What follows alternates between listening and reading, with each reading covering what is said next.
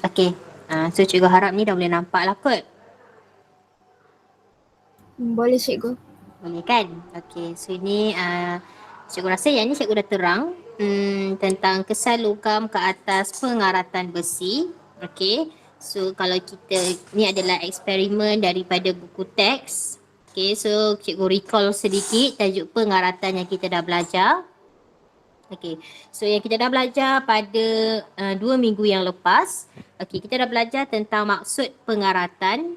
Okey, maksud pengaratan besi dan juga kakisan logam. Kakisan logam tu dia adalah berkaitan dengan apa kita panggil, apabila logam, kakisan logam tu berlaku apabila logam dia mendermakan elektron membentuk ion.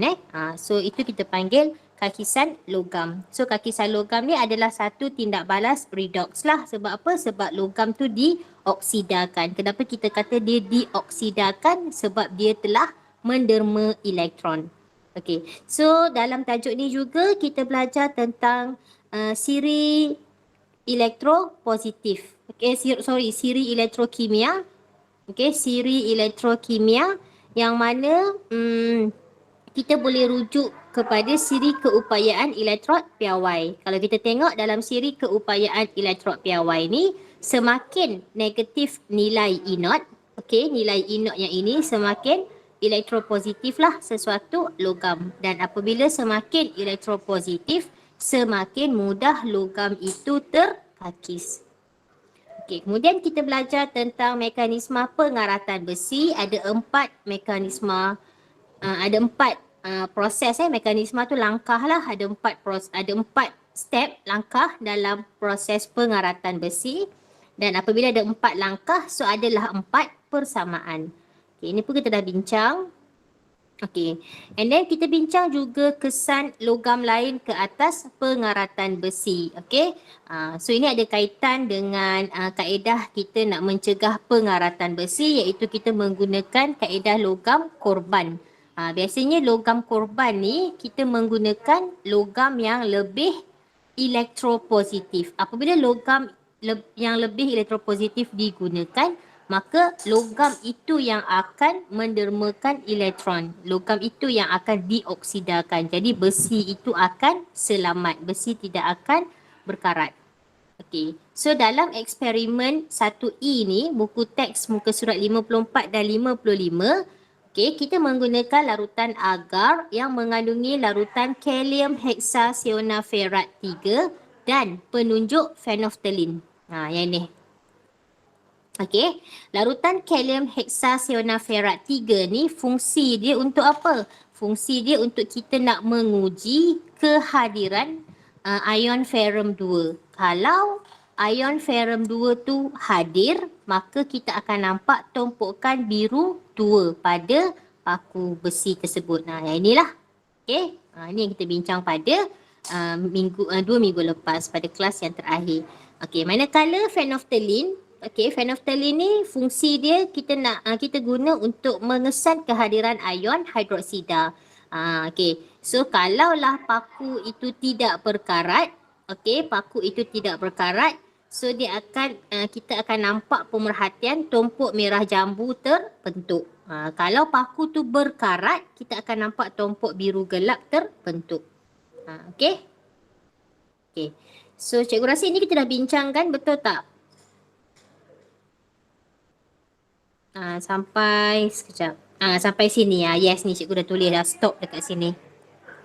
Okey. So hari tu kita bincang tentang kesan logam lain ke atas pengaratan besi. So inilah penerangan dia tadi tu. Kenapa bila kita guna logam yang lebih elektropositif, besi itu tidak berkarat? Sebab apabila besi ni bersentuhan dengan logam yang lebih elektropositif, pengaratan besi ni akan dihalang. Okey, pengaratan besi tu akan dihalang.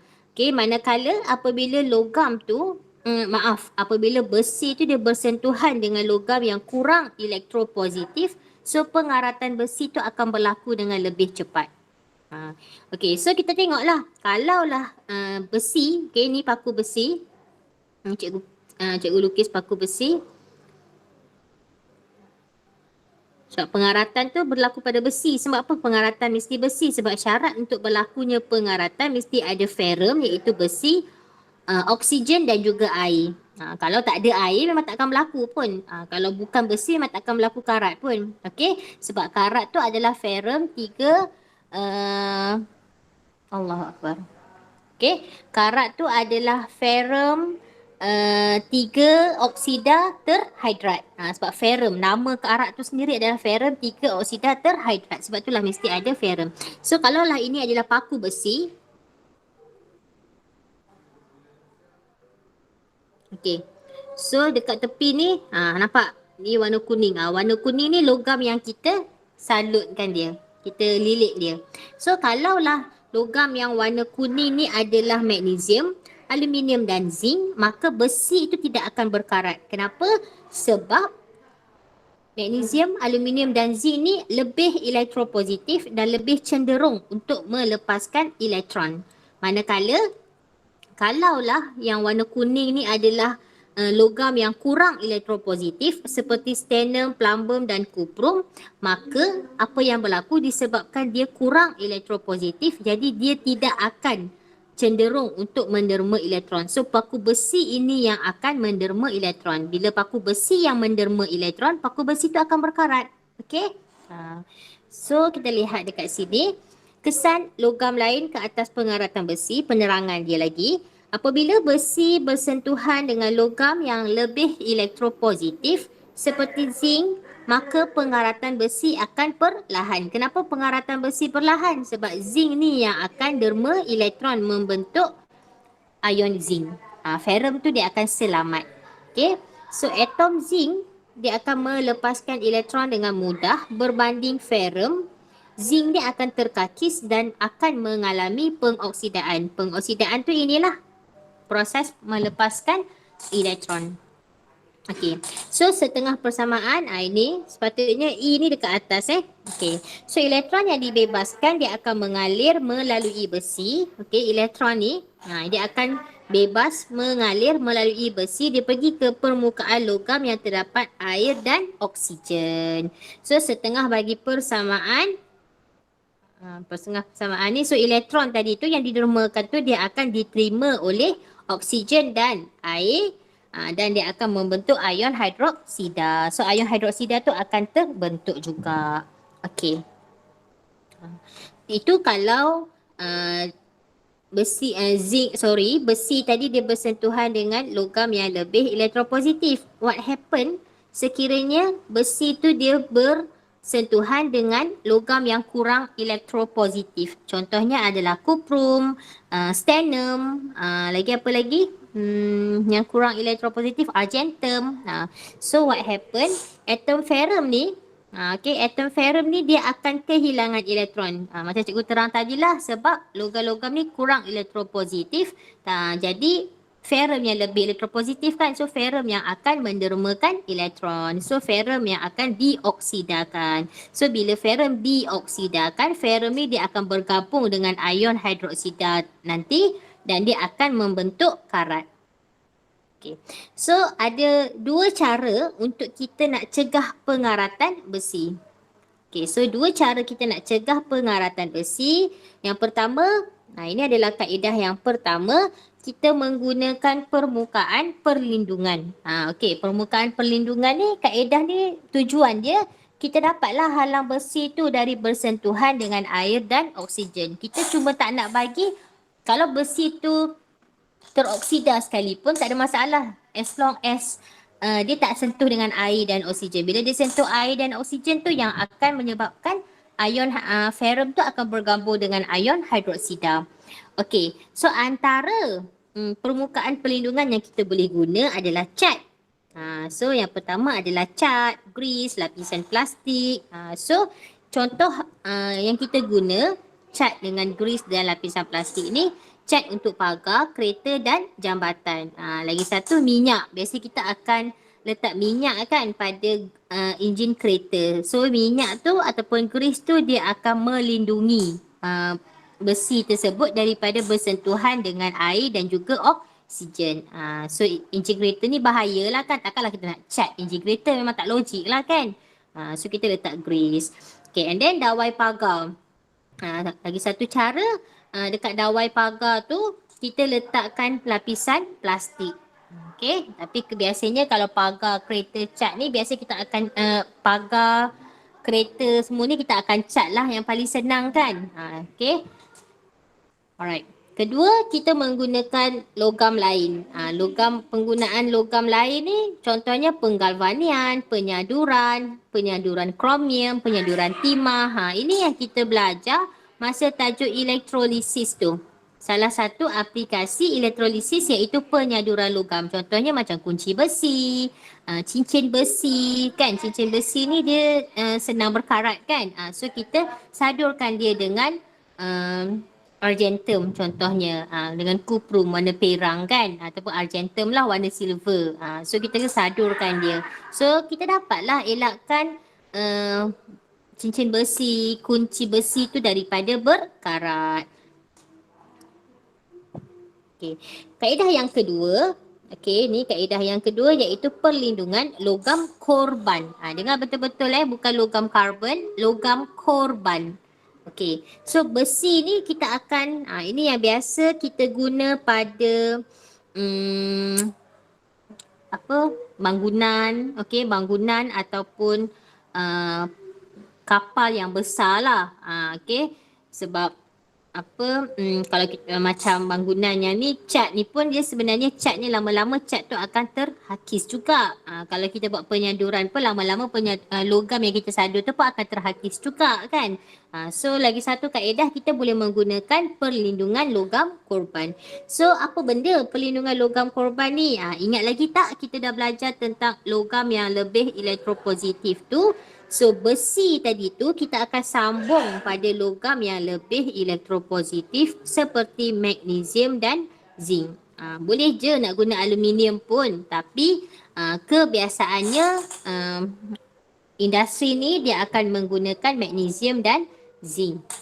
Okay, so apabila besi ni disambung pada logam yang lebih elektropositif, logam yang lebih elektropositif itu yang akan terkakis. Dia yang akan mengalami pengoksidaan. So, pengaratan besi ni dapat dicegah. So, kita katakan logam yang lebih elektropositif ni akan menjadi logam korban.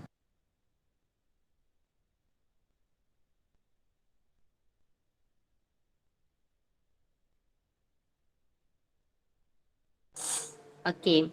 So, walau bagaimanapun, logam korban ni kita perlu ganti juga dari masa ke semasa. Kenapa kita kena ganti? Ada sesiapa yang boleh menjawab tak soalan cikgu? Kenapa kita kena ganti juga logam korban ni? Ada yang nak cuba?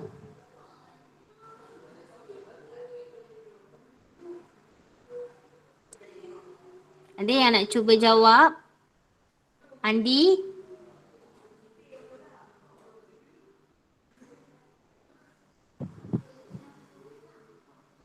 Amirul Arif?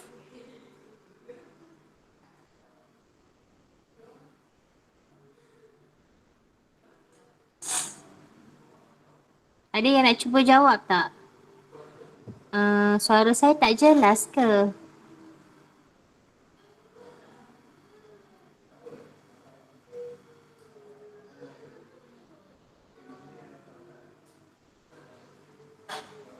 Suara cikgu tak jelas ke? Jelas. Jelas. Okey, cikgu cakap sama orang tadi semua diam je. Ada tak sesiapa yang boleh bagi pendapat kenapa logam korban ni pun perlu diganti dari semasa ke semasa?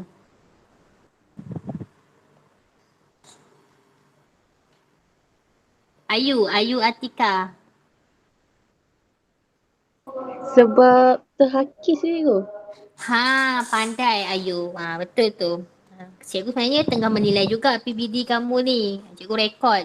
Maknanya kamu boleh keupayaan kamu tu. Okay, sebab tu cikgu suka tanya. Okay.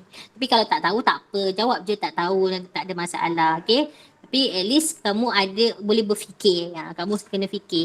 Okay, betul jawapan Ayu tadi. Sebab logam yang lebih elektropositif tu lama-lama dia dah terkakis kan. Daripada logam tu dia dah terkakis menjadi ion. So at the end, Bila semua logam yang lebih elektropositif tu terkakis, besi tu juga akan berkarat. That's why kita kena gantikan logam korban ni dari semasa ke semasa. Okey, dan yang ketiga ni, logam korban ni kita guna untuk perlindungan kaki santiang jambatan, badan kapal dan paip bawah tanah. Biasanya ni dekat bahagian Allahu Akbar, dekat cari gali oil and gas. Okey. Dekat pelantar lah. Okey. So sekarang ini kita nak tengok ni latihan modul muka surat 80 hingga 87.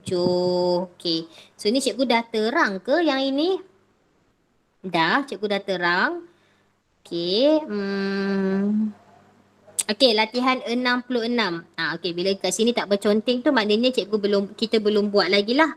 Okey, so semua tolong buka modul kamu.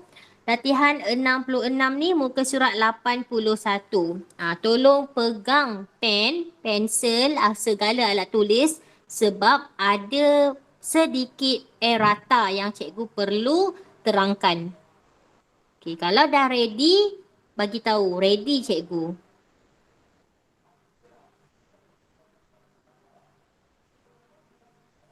Ataupun boleh tulis dekat ruangan chat kalau tak nak on mic tu boleh tulis dekat ruangan chat. Cikgu dah ready. At least adalah komunikasi dua hala.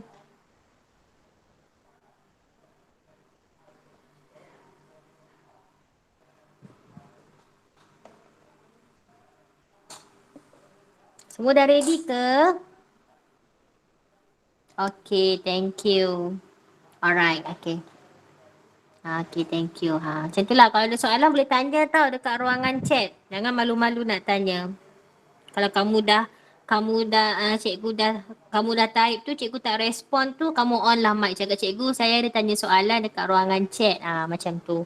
Okay, so kita lihat latihan 66, kita nak kaji kesan sentuhan logam dengan ferrum. Ni antara soalan yang kerap ditanya lah, soalan yang suka ditanya.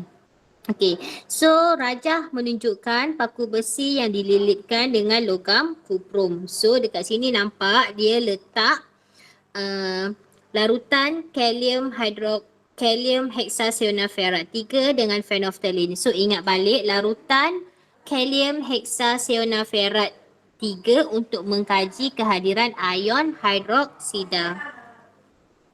Ion hidroksida pula, ion ferrum 2 dan juga phenolphthalein untuk kita nak uji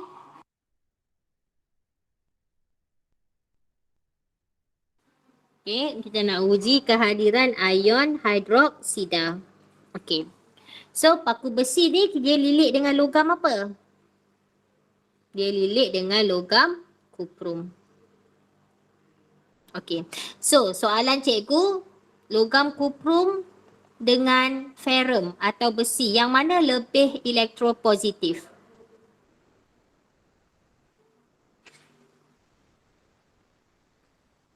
Soalan cikgu, ferrum dan kuprum, yang mana lebih elektropositif?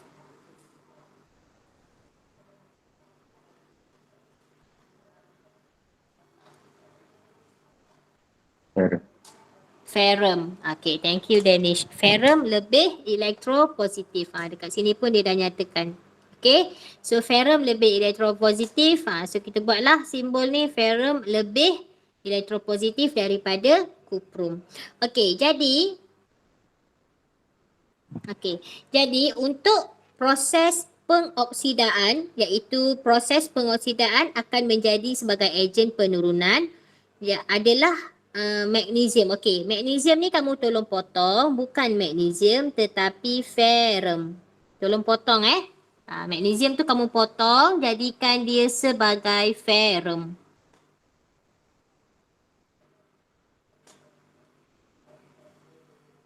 Haris tak masuk tadi cikgu nampak Haris. Haris dah tak ada. Internet kot tak okey. Tak apalah, cikgu record dia, cikgu upload. Manakala untuk penurunan, proses penurunan yang mana bahan tersebut akan bertindak sebagai ejen pengoksidaan, proses penurunan Okay. So bahan tersebut adalah oksigen, bukannya air. Oksigen sahaja.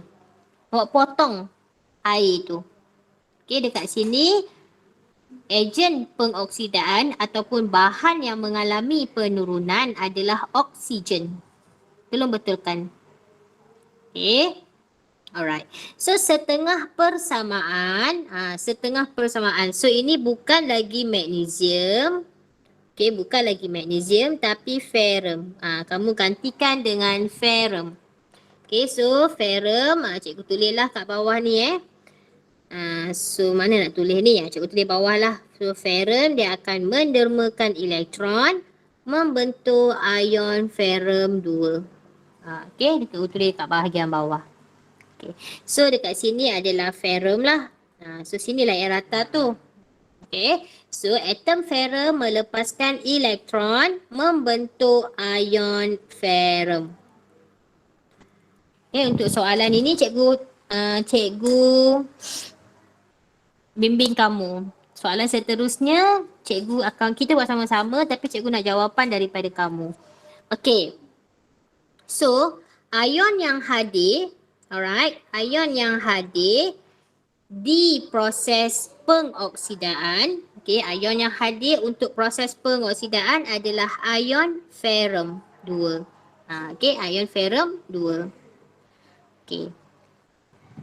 Alright, so kita tengok dulu setengah persamaan di proses penurunan. Okay, so betul dah lah.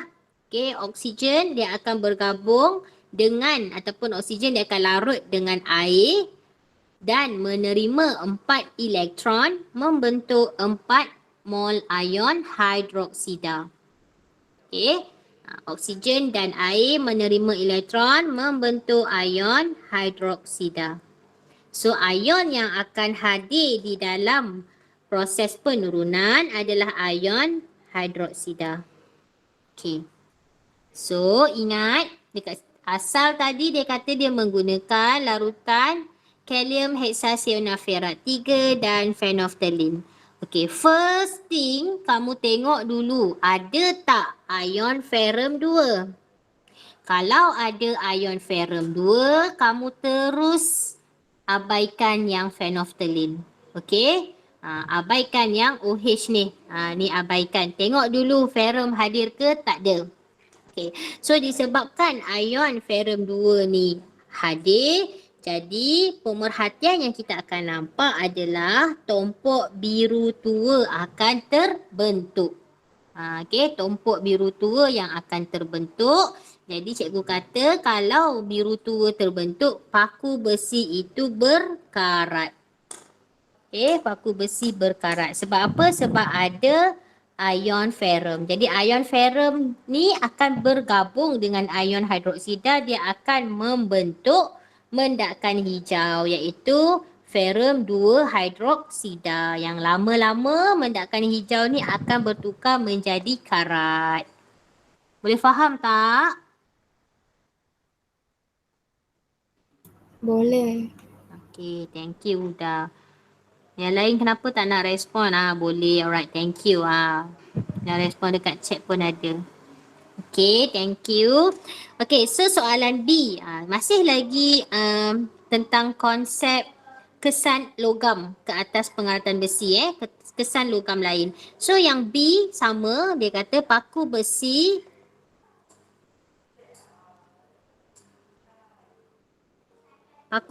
dililit dengan logam magnesium. Okey. So, sama je lah prosedur dia, letak paku besi yang dililit dengan logam magnesium ni dia masukkan dalam larutan agar dengan kehadiran larutan kalium hexacyanuriferat 3 dan phenolphthalein. So paku besi dililit dengan logam magnesium. Okey. So soalan cikgu macam biasa, antara magnesium dengan ferrum yang mana lebih elektropositif? Cepat, logam mana yang lebih elektropositif ni? Come on. Magnesium. Okay, good. Dah ada yang jawab magnesium. Danish dah jawab. Tadi siapa? Huda yang jawab. Okay, good. So magnesium lebih elektropositif daripada ferrum. Okay, magnesium lebih elektropositif daripada ferrum. So magnesium lebih elektropositif dari ferrum. Okay. Okay. So sekarang kita lihat proses pengoksidaan ataupun bahan yang bertindak sebagai ejen penurunan. Okey, so bahan apa yang akan mengalami pengoksidaan? Magnesium ke ferrum?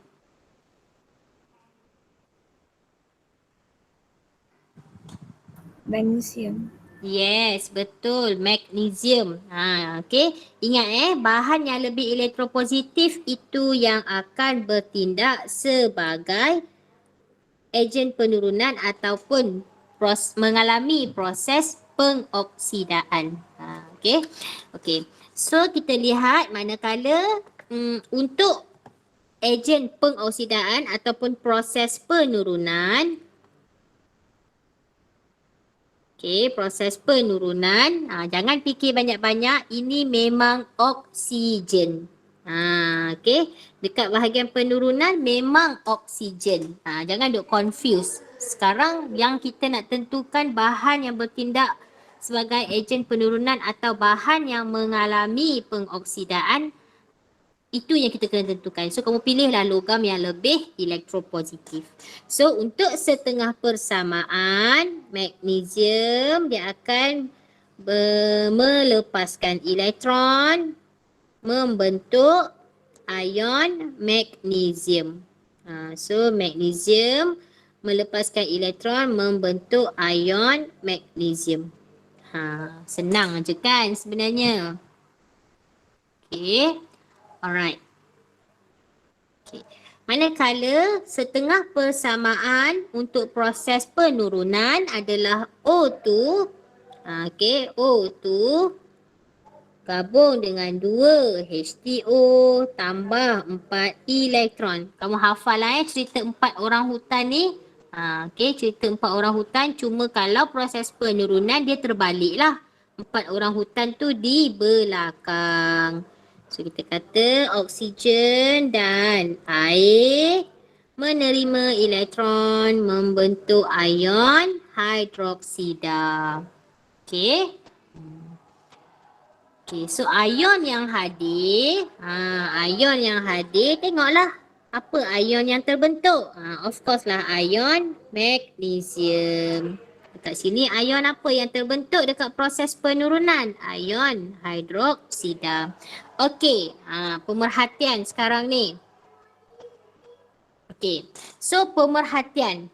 First, dengar cikgu kata mula-mula tengok dulu ion ferrum 2 ada ke tak ada.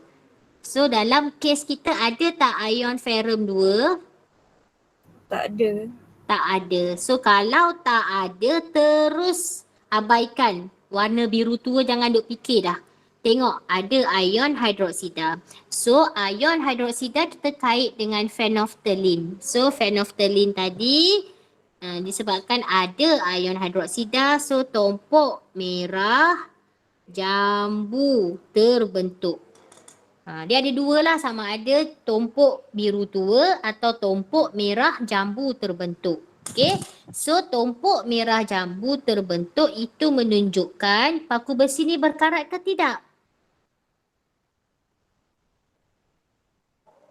Paku besi berkarat ke tidak? Tulis jawapan dekat ruangan chat. Tidak. Betul. Paku besi tidak berkarat. Bagus. Alright. Yang lain tulis juga. Kalau tak cikgu tak tahu kamu follow ke tak kelas cikgu ni. Okay. Yang ketiga, logam argentum.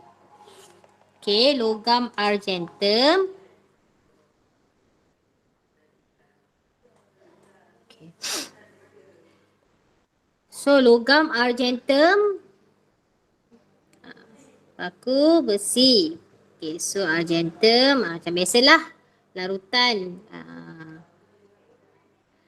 larutan kalium hexasonat ferat 3 dan phenolphthalein. So, cikgu tanya lagi sekali, paku besi dan argentum mana yang lebih elektropositif? Ferrum. Ferrum. Ha, betul. Ferrum. Okey, ferrum lebih elektropositif daripada argentum. So, Fe lebih elektropositif dari argentum. Kalau kamu nak tulis ejaan penuh lebih baik Kalau dalam exam kamu tulislah eja penuh-penuh. Okey, lebih selamat. Okey. So, bahan yang mengalami proses pengoksidaan apa kat sini? Ferrum ke argentum? Ferrum. Ferrum, betul. Okey. So, bahan yang mengalami proses penurunan, jangan fikir banyak-banyak jawapannya apa? Oksigen. Oksigen. Bagus. Alright. So, setengah persamaan. Setengah persamaan, siapa boleh tolong nyatakan? Siapa boleh tolong nyatakan proses persamaan setengah, proses setengah persamaan untuk pengoksidaan?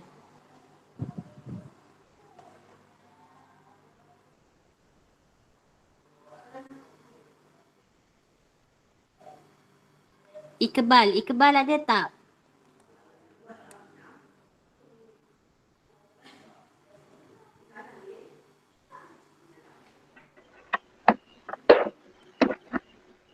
O2 tambah Untuk pengoksidaan Iqbal? pengoksidaan ni orang kata tadi. Pengoksidaan.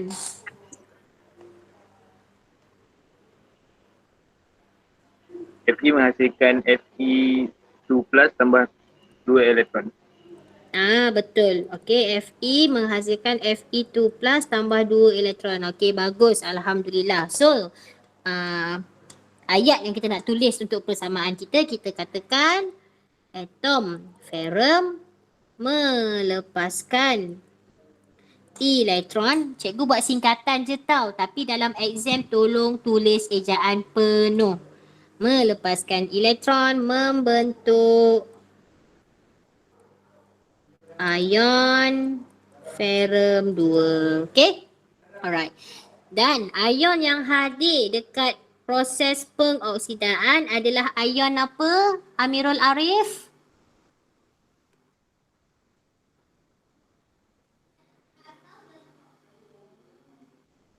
Ion apa yang hadir? Sekejap.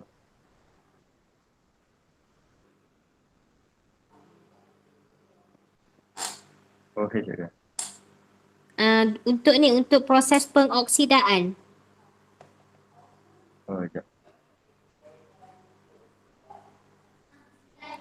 Rujuk sini. Rujuk ni. Setengah persamaan ni. Ion apa yang hadir tu? Ion ferrum. Ion ferrum. Kena tulis ion ferrum. Okey. So sekarang kita tengok pula proses penurunan. Okey, sekarang kita nak tengok proses penurunan. Okey. So dekat proses penurunan, kita kena tengoklah setengah persamaan dia apa? Siapa boleh nyatakan proses penurunan? Nik Kristina. Nik Kristina ada? Ada cikgu. Okey, Kristina. Apa setengah persamaan untuk proses penurunan? O2 tambah O2 2 tambah 2 H2O tambah 4 elektron menghasilkan 4 OH. Tolak. Okey, 4 OH tolak ataupun kita kata ion hidroksida. Okey, bagus. Bagus Kristina. Barulah senang hati cikgu nak letak TP tinggi sikit untuk PBD kamu ni. Kalau tak serba salah cikgu. Okey. So O2 dia punya ayat dia oksigen dan hidrogen menerima elektron membentuk ion hidroksida. Okey. Itu dia punya ayat. So apakah ion yang hadir untuk proses penurunan? Ion apa yang hadir ni? Siapa boleh jawab?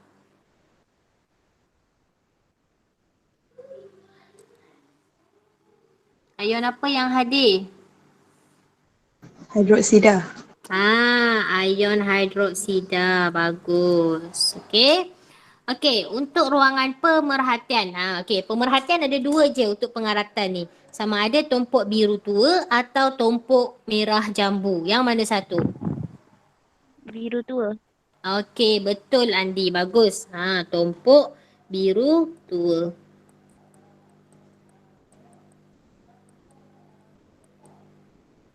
Okey, kenapa Andi jawab tumpuk biru tua? Sebab dia kata ada ion ferrum 2. Okey, so kesimpulan, paku besi tu berkarat ke tidak? Berkarat. Berkarat. Paku besi berkarat. Okey. So, cikgu rasa untuk D, cikgu tak perlu bincang boleh? Boleh. Okey, Boleh. cikgu skip bahagian D lah. Okey. Okey, so ni kaedah mencegah pengaratan besi. Saya dah bincangkan tadi. Boleh tengok balik nota dia. Okey, B ni yang mana ni? Oh, soalan 67 ke? Bukan.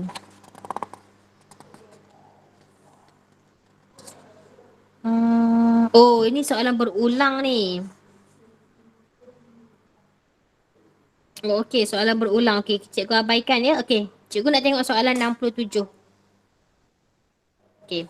Soalan 67, dia nyatakan susunan radas untuk mengkaji kesan logam P dan Q ke atas pengaratan paku besi. Keputusan dicatat selepas 2 hari. Okey, so kita lihat larutan agar-agar dengan larutan kalium hexasionaferat 3 dan phenolphthalein. So ini adalah paku besi. Okay, ini paku besi. So paku besi ni dia bertindak sebagai kawalan lah. Sebab apa cikgu kata kawalan? Sebab dia tak ada letak dengan apa-apa. Dia biar paku besi tu sahaja. So apa yang kita dapati, pemerhatian selepas 1 hari mendakkan biru terbentuk. Okay, mendakkan biru tu tumpukan biru tua tadi itulah. Ataupun dia kata sedikit mendakkan biru. So kita katakan kesimpulan dia, kita kata paku besi ni karat. Tapi sedikit sahaja. Tak banyak sangat. Okay, manakala yang kedua, yang kedua dia lilit dengan logam P. Okay, bila dia lilit dengan logam P, kita tak tahu logam P tu apa Tapi pemerhatian dia kita dapati banyak mendakkan biru tua. Okay, banyak mendakkan biru tua. So kita katakan paku besi karat banyak. Kan? Paku besi ni karat banyak. Okay, manakala yang D, dia lilit dengan logam Q. Bila pemerhatian dia kata tak ada mendakkan tiada mendakkan biru tua. Yang ada larutan tadi tu bertukar menjadi merah jambu. So kita dapat katakan paku besi dekat set yang ketiga ni tidak berkarat. Okay, tidak karat. Alright. So soalan dia, ni cikgu memang menilai PBD. So tolong kalau ada jawapan tolong nyatakan. Okey, nyatakan fungsi larutan kalium hexasionaferat 3 dalam eksperimen ini. Apa fungsi larutan kalium hexasionaferat 3 dalam eksperimen ini? Untuk mengesan kehadiran ion ferrum 2. Ya, untuk mengesan kehadiran ion ferrum 2. Betul, bagus. Untuk mengesan kehadiran ion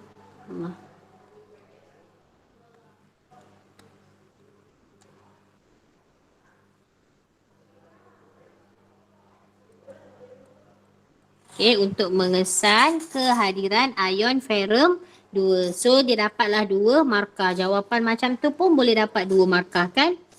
Okey, nyatakan fungsi tabung uji A dalam eksperimen itu.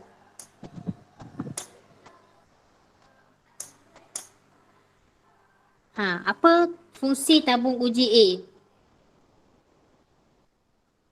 Sebagai apa? Kawalan cikgu. Pandai. Sebagai kawalan. Okey, tabung uji itu dia sebagai kawalan. Okey, so tuliskan setengah persamaan bagi pembentukan ion ferum 2 daripada ferum. Okey, tulis setengah persamaan bagi pembentukan ion ferum 2 daripada ferum.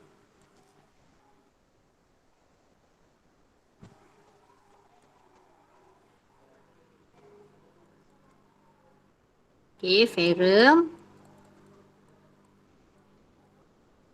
Okey, ni the answer. Okey. So, nyatakan cation yang menghasilkan warna biru tua di dalam tabung uji A. Cation apa yang menyebabkan larutan tu jadi warna biru tua?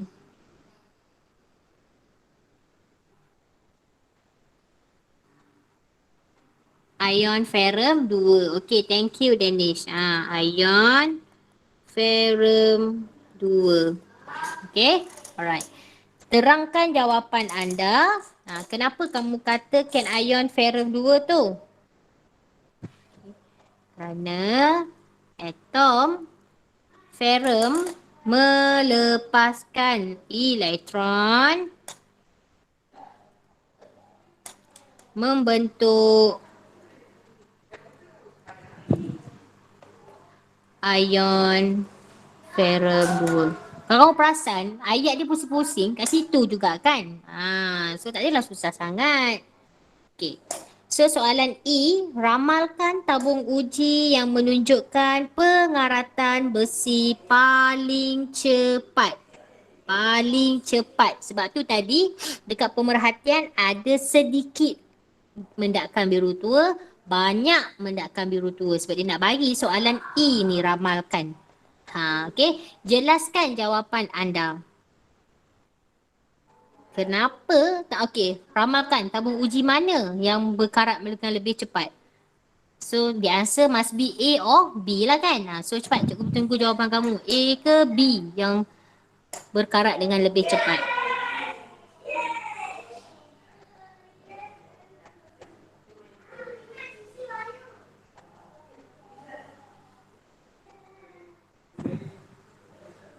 B.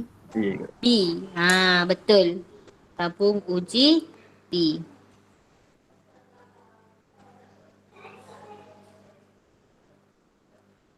Okey, tabung uji B sebab logam P. Okey, sebab dia logam P terletak lebih rendah daripada ferum dalam siri elektrokimia. Okey, ferum mengion menghasilkan ion ferum 2. Okey, alright. Dan soalan F tu tak nampak kan? Soalan F tu cikgu tak nampak, cikgu scan tapi tak nampak dekat cikgu punya paparan. So soalan F tu dia tanya susunkan logam ferum P dan Q mengikut urutan menurun ke elektropositifan. So kalau menurun, siapa boleh susun? Yang daripada paling elektropositif, sederhana dan paling kurang. Siapa boleh susun?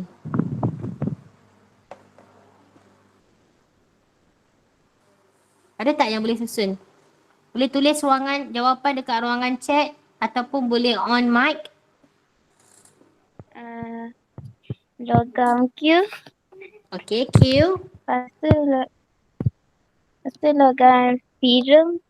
Okey, Q, And then logam ferum. P. Okey, betul. Bagus Andi. Good answer. Alright. Yang lain pun teruskan berusaha. Okey.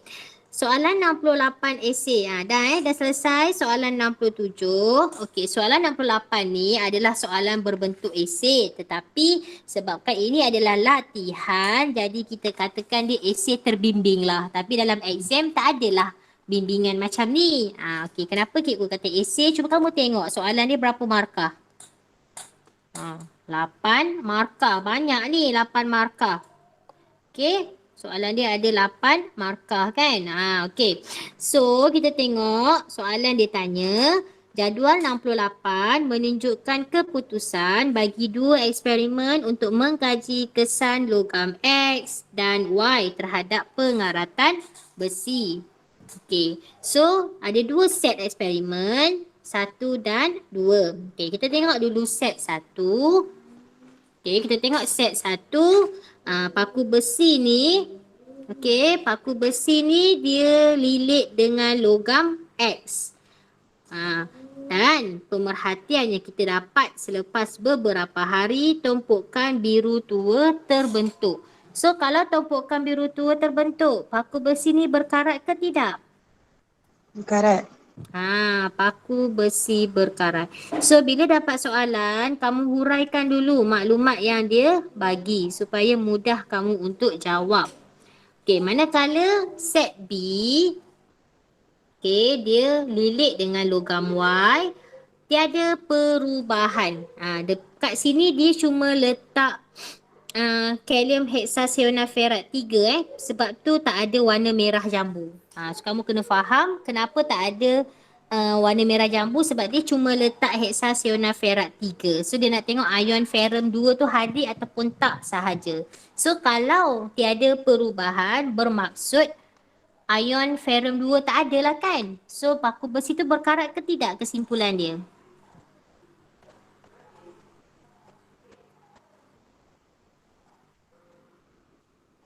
Paku besi tu berkarat atau tak? Tak karat. Okay, thank you. Right, good. Okay, tak berkarat. Jadi, okay.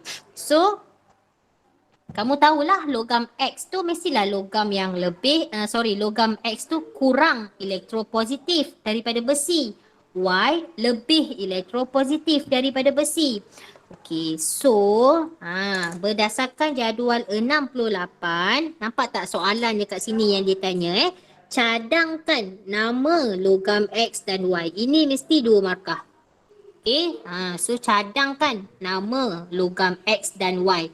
So kamu kena bagi juga nama. Jangan bagi banyak-banyak pilihan, cadangkan satu nama sahaja.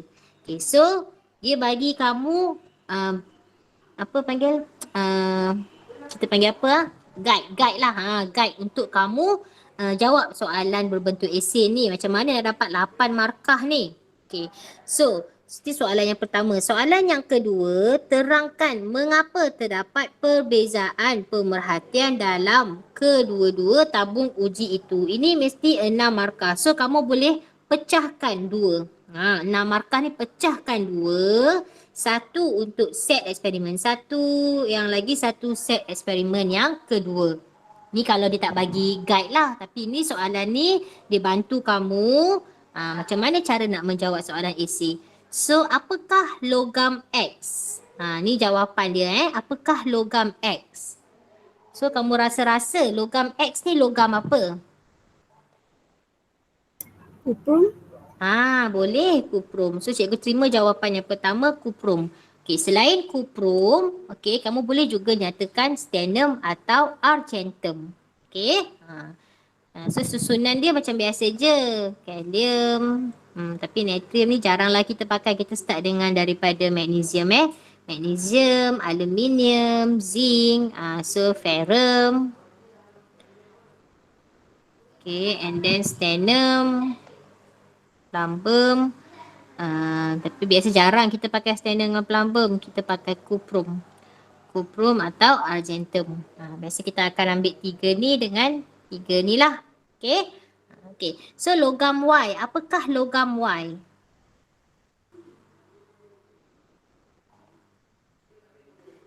Apa logam Y? Magnesium. Magnesium. Boleh. Okay, magnesium. So cikgu follow je jawapan kamu. Okay, so since kamu dah nyatakan atau cadangkan nama logam X dengan Y, so kita terus je guna. Okay, so kita nak menjawab soalan soalan yang kedua ni, perbezaan pemerhatian So kita mulakan dengan tabung uji yang pertama. So tabung uji yang pertama, kita nyatakanlah dalam tabung uji pertama terdapat ferrum dan kuprum. Okay, tu point yang pertama.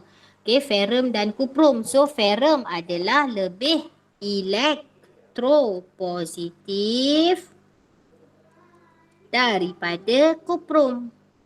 Kita jawab je balik. Okay, so bila ferrum tu lebih elektropositif daripada kuprum, kita katakan ferrum tu dia lebih mudah melepaskan elektron untuk membentuk ion ferrum. Okay, so tindak balas pengoksidaan berlaku. Okay, tindak balas pengoksidaan berlaku. So setengah persamaan kamu tulislah. Cerita sikit. Okay, so pembentukan tumpuk biru tua mengesahkan kehadiran ion ferrum 2. So dekat mana yang ada point ni? So point dia dekat sini lah. Daripada sini satu. Point yang ni, ni satu markah. Okay, ni satu markah. And then ini dua markah. Markah yang kedua. Okay, ini satu markah lagi. Pembentukan ini lagi satu markah. Okay, so nampak situ ada 3 markah. Okay, ini satu markah, ini satu markah. Okay, so kita lihat dekat sini pula tabung uji 2. So dah nampak kan guide dia. So dalam tabung uji 2 kita katalah ferrum dan magnesium. So ferrum, magnesium lebih elektropositif daripada ferrum. Okay, jadi magnesium, Allah banyak pula M tu. Okay, magnesium lebih mudah melepaskan elektron untuk membentuk ion magnesium. Okay, so tindak balas pengoksidaan berlaku. So setengah persamaan dia Mg. Buat macam tu je, senang je sebenarnya. So tiada. Okay, kenapa tak ada perubahan? Tiada tumpukan biru tua mengesahkan ion ferrum 2 tidak hadir. Sebab itulah tiada perubahan. Sebab dia menggunakan larutan kalium heksasionaferat 3. So sini, sini satu markah. Sini satu markah dan sini satu markah. Okay, cuma dia buat dalam bentuk point. So kamu jangan risau, jangan duk mengarang ayat panjang-panjang. Buat je dalam bentuk point. Kalau ada 8 markah, kamu nak bagi 10 point pun boleh. Mana tahu point yang kedua tu jawapan kamu main tulis tak ada jawapan, tak ada point dekat situ, tak ada markah. Point yang ke bawah-bawah tu yang banyak markah. So cikgu cadangkan jawab dalam bentuk point. Okay. Cikgu nak share sikit lah result SPM. Ramai abang-abang senior kamu. Ada tak yang contact dengan senior-senior kamu? Ataupun ada abang yang ambil SPM ke? Tak ada. Okay. So ramai yang mana dapat makanan rendah masa trial lah. Dapat B untuk kimia. Dapat ada, kita dapat straight, ada yang straight A, 11A. Okay. So cikgu harap kamu terus motivasi walaupun pandemik COVID-19 ni. Okay, so untuk soalan 69 dan 70, cikgu nak minta kamu jawab boleh? Jawab sendiri. Nanti cikgu akan kongsikan jawapan untuk kamu semak. Boleh tak? Boleh. Sebab dah pukul 9.30, so saya tak nak ambil masa yang lama. Okay, so nanti ingatkan cikgu, please ingatkan cikgu untuk share jawapan. Saya memang kadang-kadang tak sempat nak share jawapan dengan kamu. So tolong ingatkan cikgu untuk cikgu share jawapan dengan kamu. Okay, kalau ada yang tak faham, tolong PM cikgu ataupun tanya dalam grup. Cikgu sangat suka kalau kamu tanya cikgu. Okay? Alright, so setakat ni sahaja kita punya kelas. So kita akan sambunglah bab 2 iaitu sebatian karbon. Okay, kita akan masuk bab baru pada hari Selasa nanti. Kita akan sambung PDPR pada minggu depan. Okay, so bye semua. Assalamualaikum dan selamat malam. Terima kasih. Terima kasih, Cikgu.